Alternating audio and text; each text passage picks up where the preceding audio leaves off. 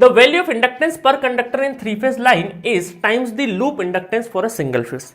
आपको एक चीज बताई थी मैंने कि सिंगल फेज में, देखो सिंगल फेज में अगर मैं यहाँ पे पर कंडक्टर ए कंडक्टर का निकालूं तो 2 × 10⁻⁷ ln d by R ln d by R dash, है ना, ऐसा किया था हम लोगों ने।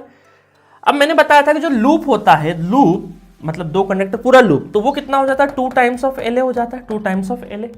तो ये तो हमारी सिंगल फेज की रही। थ्री फेज में मैंने आपको सिखाया कि पर फेज अगर कोई इंडक्टेंस पूछे तो 2 × 10⁻⁷ ln GMD अपॉन GMR, मतलब ये हम लोग कर देंगे DM divided by DR DS, है ना, ये कर देंगे। तो इसका मतलब यहां से ये पता चला है कि भाई पर फेज या पर कंडक्टर के फॉर्मूले में ज्यादा अंतर नहीं, बस यहाँ पे सिंपल D और DR डैश या GMD और GMR है, बस इतना ही अंतर होता है। बट लूप का 2 टाइम्स होता है।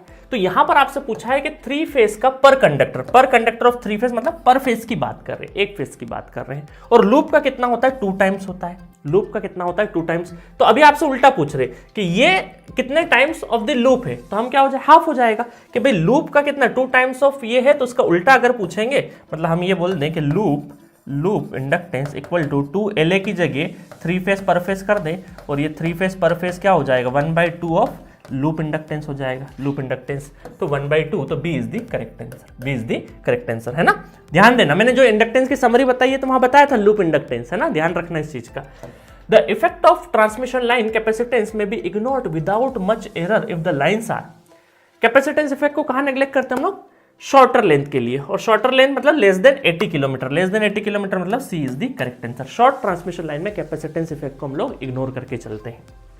चलिए next, skin effect exist only in low voltage DC overhead, high voltage AC transmission, D is the correct. Skin effect कहां पे, फ्रीक्वेंसी एग्जिस्ट होना जरूरी है। नेक्स्ट है the presence of earth in case of overhead line increases the capacitance of the line, है ना। अर्थ का अगर अर्थ का वो आ जाता है प्रेजेंस, तो आपका कैपेसिटेंस क्या आएगा, इंक्रीज करेगा, है ना। तो इंक्रीज द कैपेसिटेंस, तो presence of earth in case of overhead line increase the capacitance of the line, A is the correct answer.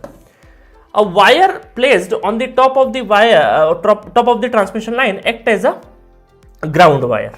D is the correct answer, है ना। ट्रांसमिशन टावर के ऊपर जो टॉप पे जा रहा है वायर, उसको ग्राउंड वायर हम लोग बोलते हैं।